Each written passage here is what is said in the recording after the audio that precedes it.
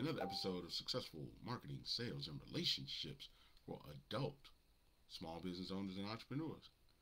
I am your host, best-selling author Saddam Long, and we are officially 86 days away from Santa going down the chimney.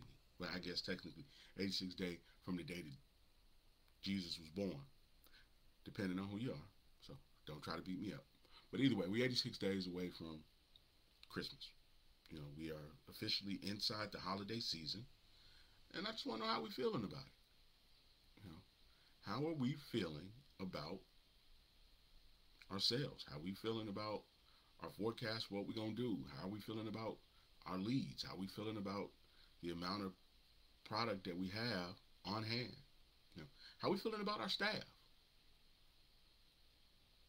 How are we feeling about the things that we need to get done and getting them done in a timely enough fashion to take full advantage of the next 86 days? And if you feel good, why? What are you feeling? Why do you feel that way? What can you say you're really confident about this holiday season? So now let's get to it.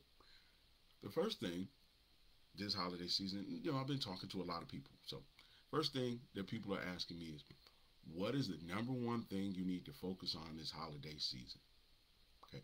The number one thing you need to focus on this holiday season is revenue. Because you don't want to get to the end of the holiday season and then realize that you didn't make enough money. Okay. So the number one thing you want to focus on is revenue. Okay. How much of it do I need? Where's it going to come from? And how can I increase it? Okay. So number one, how much actual revenue do you need is the question you should be asking yourself at home. Okay. And the way you figure that out is you take whatever your bills are that you need to cover, whether in the business or in the household, whichever one it is. So if you're like a solopreneur or freelancer and your bills and stuff come out of your work, then you need to tally up all your bills. Okay. So if you're a home-based business, okay, that includes your mortgage, that includes light, that includes Wi-Fi, that includes gas, that includes anything that you need to stay in operation. Okay. Then you include your CRMs, your websites, your emails, all of that stuff, all the stuff you got going out, your Microsoft 365, all of that stuff. Get all of that stuff and you write it down, write it down, write it down, write it down, write it down, write it down. And once you get it all written down, multiply that times 3.5. So if right now you need $1,000, and we're just using $1,000 as a number, you multiply times 3.5. Now I know you're going, but I only need $1,000. Okay. But here's why you want to multiply times 3.5. Because if you do 3.5 times as much, that's not 1 month, that's 3.5 months. So if something should happen over the next couple months, you got 2 extra months already covered. Now, if you get to the end of 3 months having done 3 times as much, that gives you 6 months of additional income. So if something happens in February or something happens in January, you got 6 months, man, to figure it out. I think the greatest thing that has ever happened to me is having time. And when you do 3 times as much as you need, you now can buy back your time because you're not pressed to keep coming up with next month's bills, not pressed to keep reacting. You can now start to plan. You can now start to create. You can now start to figure out exactly what it is that you do best and what you're selling best, and then do more of that. But if every time you get a sale, it's going right to your bills, it's going right to making sure your car's running right, making sure that your kids have what they need, something could go wrong and then it could all fall down. So the first thing we talked about is what you need to know, what you need to focus on. It is revenue. How much of it do you actually need? That is the first thing. Like, how much of it do I actually need? Okay. And again, the way we do it is we write down all the bills that we got going out and we multiply times 3.5. So now that we know what we need, the next question when it comes to figuring out what you need to focus on this holiday season is, where's the revenue coming from? Who's actually going to give me this money? Now, a lot of people are like, man, I'm going to run to the internet. I'm going to put out some flyers. But what you need to know is how many actual sales you need and who is most likely going to want to give you that money in exchange for what you do. Now, I know for some people that's like, yeah, the target market. Yeah, but what is the problem that the target market is having? How many people do you need who have this problem? And now, how many of them can you actually get in front of? Can you actually contact? Can you actually send a DM to? Can you send an email to? Can you send a text message to? Can you call? Can you touch physically with your presence or hand or whatever? See, it's one thing to say, hey, man, I need 100 sales. That's cool. I need 100 sales. But now where am I going to get them from? When I'm working with clients, the first thing we do is we start to figure out what we got to work with. Do we have a mailing list? Okay, if we don't have a mailing list, who do we got in our phone? Who do we have in our emails that knows somebody who might have a problem that we could solve? Now, I know, yeah, you're like, man, I don't want to be DMing people. I don't want to be emailing people. I don't want to text message people. But listen to what you're saying. The people who gave you permission to contact them, you don't want to contact. But the people who didn't give you permission to contact them, i.e. people on the internet, those are the people that are going to be the ones that you're going to risk your family, risk getting your bills cut off, risk not being able to get your car fixed to go after.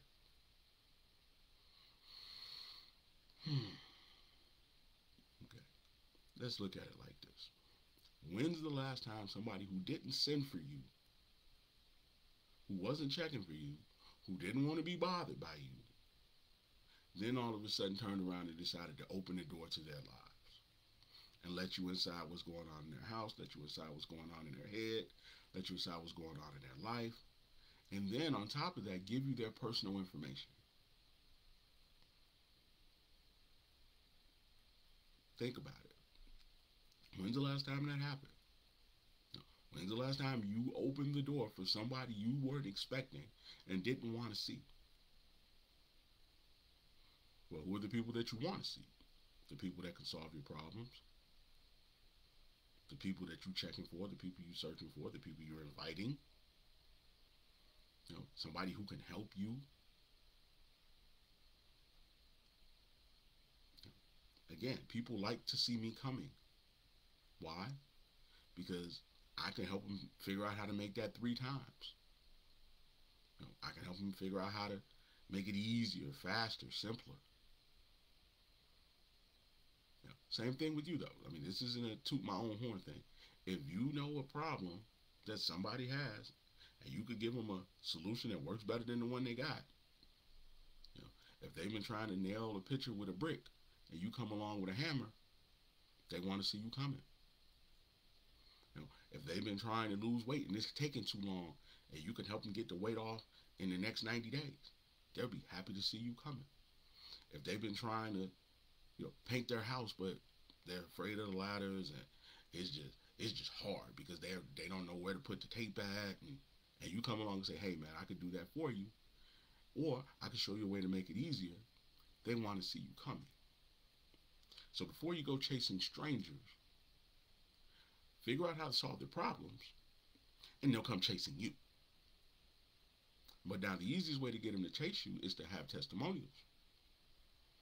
So if you don't have any customers, then you have to use the people that you know around you. Hey man, do you know anybody?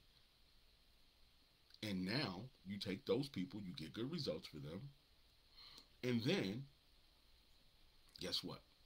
They'll start to tell other people. Now I don't know if you don't, I don't know if you don't want sales or not. Maybe you don't want them, but if you wanted them, that would be something you should do. I'll give you an example. You know, Shout out to LaJuan Clemens.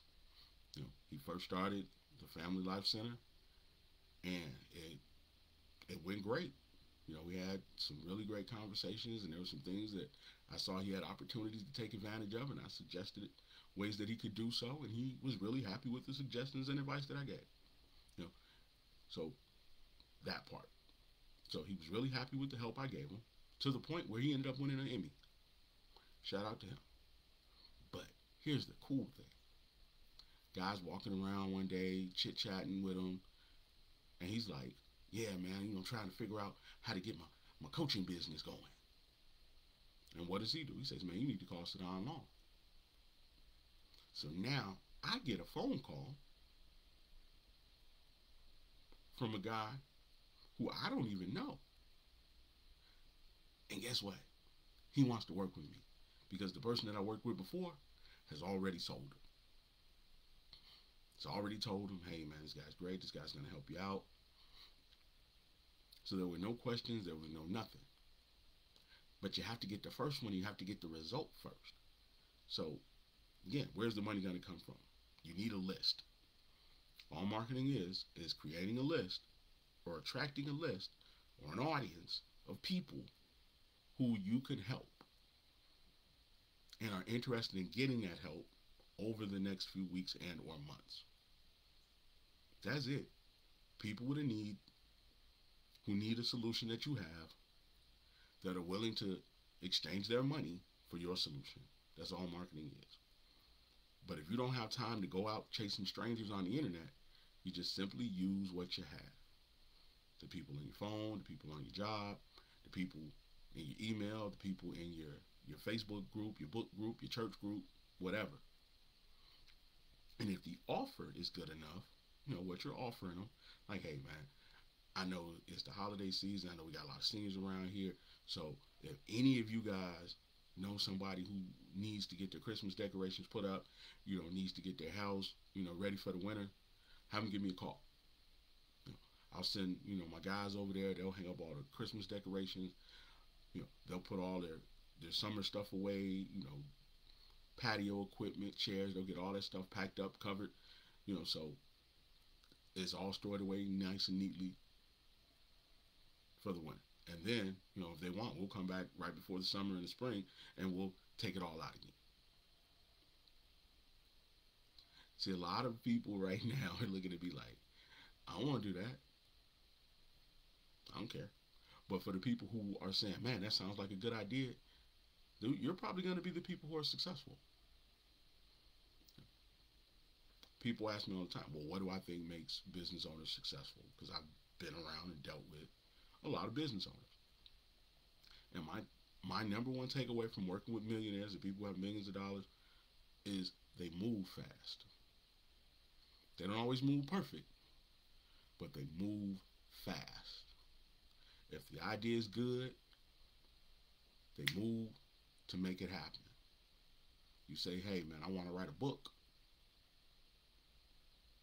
They say, "Okay, cool, let's do it." You say, "Hey, I want to open a business." They say, "Cool, let's do it."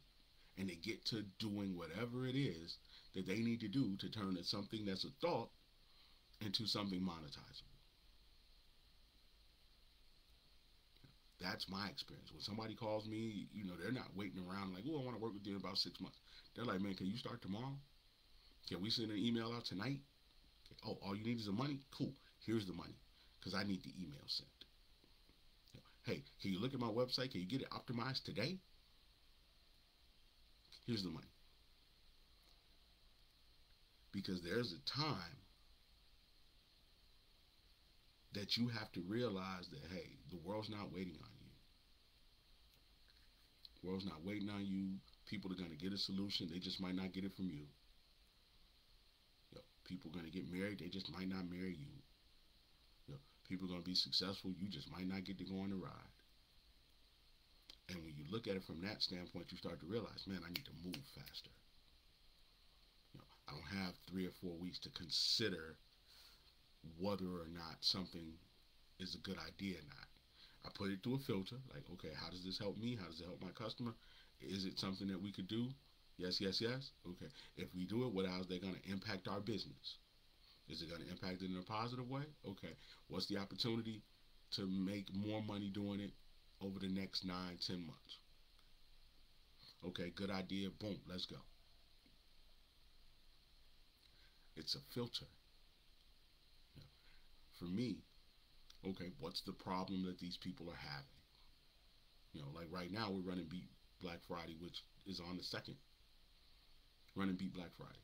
So what's the problem? Okay, we're going into the holiday season. People who don't have a lot of money, because 78% of small business owners make less than $50,000.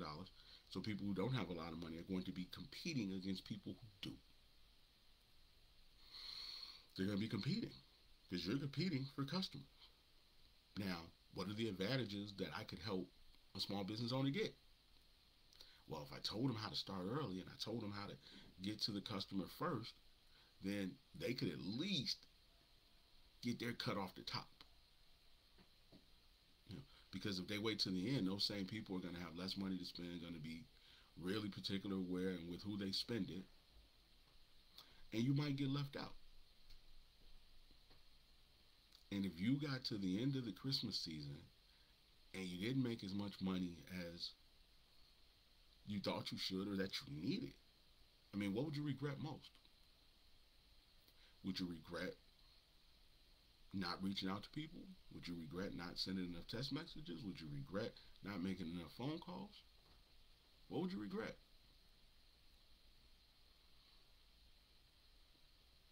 See, if you're having questions right now, you're having doubts right now, think about 90 days from now, or technically 86. What would you regret the most? Would you regret that you let fear keep you from reaching out to people? Would you regret that you let money that you spend every day keep you from getting some help? What would you regret? Would you regret that you didn't watch enough of these videos? Again, we're at a point where now the rubber is meeting the road. So we need to know revenue. We need to know where the revenue is coming from. And now, what's the third one? Man, you know where it's coming from. Man, I've lost my train of thought, but that's cool. But again, the number one and number two things about revenue, we need to know how much of it we need, where it's coming from, and how can we get more of it. There we go. Okay, so now how can we get more revenue? This is live, by the way, so if I'm a little bit unprepared, forgive me. Sometimes, it just happens this way. But again, how can I get more of it? Because we talked about the 3.5 times. Okay. So if you've only been doing $1,000, less than $1,000 a week, how can we turn $1,000 into 2,400? That's the question. Okay. Number one, how do you turn more? You get the people you already have to buy more. So if you're looking to do 3 times as much this holiday season as you've been doing, number one, you reach out to the people who are already giving you money, who know, like, and trust you already, who you already have their credit card on file, who've already experienced you and aren't going to ask you a whole bunch of questions or take up a whole bunch of your time. Because you've already built trust with them. So you go to the people who trust you and you sell them first. That's the first thing. Second thing you do is you ask the people who you sold to already if they know anybody else. And then you get them to go find you another customer. So now you turn one customer into 3. And the majority of the work was done by the people who already done business with you. Okay. Then you figure out who you haven't done business with that reached out to you, that inquired to you, and you hit them up and you say, hey, man, did you ever get that problem that you had solved? Did you ever get your summer furniture put up? Did you ever get your house winter ready?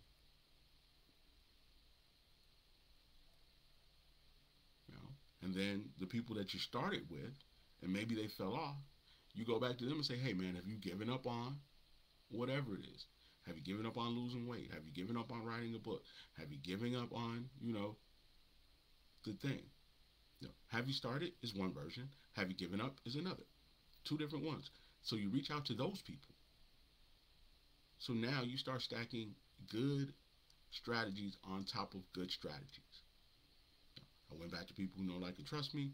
I got them to give me some customers that they felt would benefit from what it is that I do. 3, I went back to all the people who've ever thought they might see a benefit in what I do to see if any of those people have unmet needs that I can meet. Then I circle back to the people who I started with that maybe fell off. Maybe we had a couple meetings and it just didn't happen. Got a couple of those. So now you just start to stack. Good thing after good thing after good thing after good thing. And none of these things, if you notice, have anything to do with the internet. They just have to do with you knowing what to say, being willing to say it, and saying it enough times in order to get a result. So it is speed and consistency that is important this time of year. How do I get people to hear me out? I start with the people most likely to hear me out. And once you get your offers, and once you get, your testimonials and your thank yous and your referrals and all that stuff, then you take that information and you use it to create better content on social media. Now you take the people that you've done a really great job with, who are going to champion you, who are going to promote you, who are going to tell people about you, and you shoot videos. So now anybody who's searching for someone like you, they're looking at it going, wow, that's me. If they did that for them, I bet they could do that for me. Because one of the things that people are always asking themselves in their head is, will this work for me? I've literally had clients that I could have done 7 figures for, who didn't believe that I could do 7 figures for them, not because I hadn't done it before, but because they couldn't see themselves doing it. Because they thought, well, I got to be this kind of person and do this type of thing, and if you're making this type of assessment about me, then you must be trying to scam me. That just sounds way too big for little old me. But it's really not. It's just math. It's not about you as a person. It's not about how you grew up. It's not about where you went to school. It's about, can you solve this problem? And can we find enough people who are willing to give you money to solve it? It is that simple. Okay. Now, the next step is, how do we charge enough to make it worth your while and to still give them a win? That's the value part of that. So again, if you're someone who can help people lose weight and you got a 90-day program, okay, we just need to ask enough people who will want to lose weight in the next 90 days until we get enough sales. If you want to write a book, you're going to be looking for people who can help you write a book. So now, if we offer to help you write a book, what's the likelihood of you wanting to give us money? It's higher. Now then, we start to differentiate because it's competitive. Say, well, we do it faster, we make it easier, we get a better result, things of that nature. But the idea is to get a person who has a problem that we could solve, and that we have a unique gift to solve, because the unique gift makes us that much more marketable, makes us that more exciting, makes us that more likely to get a sale. So that's how you want to look at it. So for anybody who's at home saying, well, my business is for everybody. Okay. No, your business is for people, more than likely, people who have a problem. Again, if you're a nightclub, your business is for people who like to drink, dance, hookah, because there are going to be people who never set foot in a nightclub. So why waste thousands of dollars and hours trying to get people who don't too? It's like trying to sell water to whales. You know, if you are trying to become a caterer, you know, people who don't eat the food that you're trying to serve are not your customers. You know, you got people who are vegans and you're trying to sell them rib tips. Now, what you can say to the vegan is, hey, man, do you know anybody who's not a vegan who like rib tips? Because we make really great rib tips. And they might say, yeah, man, my cousin, he loves some rib tips. Now you got a referral. And if you run into enough vegans, then you figure out how to make a vegan dish so that you can then circle back to those people and say, hey, man, we got a couple vegan dishes on the menu now. You know, we cook them on a separate grill. You know, so if you're looking for, you know, vegan smash burger, we got you. You know, we don't put them in the same container as the meat products. They don't even sit in the same refrigerator. So now you're addressing problems that you know might arise, but because you know who you're trying to convert into a customer, now you know how to talk to them. So again, this was a little rambled. It's a little jumbled, maybe, but ultimately at the end of it, man, it's helpful because I want to see self-employed people who don't have any employees start doing enough business to then hire some employees. Because once you have some really good employees, and I'll show you how to hire really great employees and partner with really great people, that's when your business starts to take off. You know, you can go from doing 50, 60 by yourself to then adding some partners and adding some people who can really move your business forward and see that number jump to 3, 4, 500,000. Now, does that happen for everybody? Absolutely not. I'm not going to try to act like it does because it don't. Because there are going to be some people who, as soon as they get to 200,000, they're going to start tricking and they're going to stop working. You know, there are going to be some people who are going to hire people that I would probably recommend that they didn't hire, and that's going to stunt their growth. There are going to be some people who realize that 200,000 is enough, and they're not chasing a million because what it takes to chase a million, they don't want to do. Which is why some people are happy with where they are. Some people are happy with the 50,000 or less than 50,000. They're happy chasing customers around for their money. They're happy going into the holidays not knowing how they're going to pay their bills. They're happy with that stuff.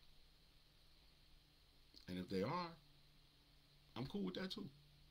But for those of you who are not, for those of you who say, man, I've spent the whole doggone year buying products and shooting content and the stuff still ain't working and I need a win, man, you go to growingrich.com, you know, and we'll help you. And it won't take all year. We can get it done and put you on a path to make the next 6 months your best 6 months ever. Guarantee that part, that it'll be the best 6 months you ever had if you're willing to work with us and you're willing to follow us. Now, what that means in money, you determine that. Because what it might look like right now, it might look way better than that because we're probably going to tell you to raise your price. What it looks like right now might be way better than that because we're going to show you how to say it better, what to do, how to keep doing it so that you can see the success longer.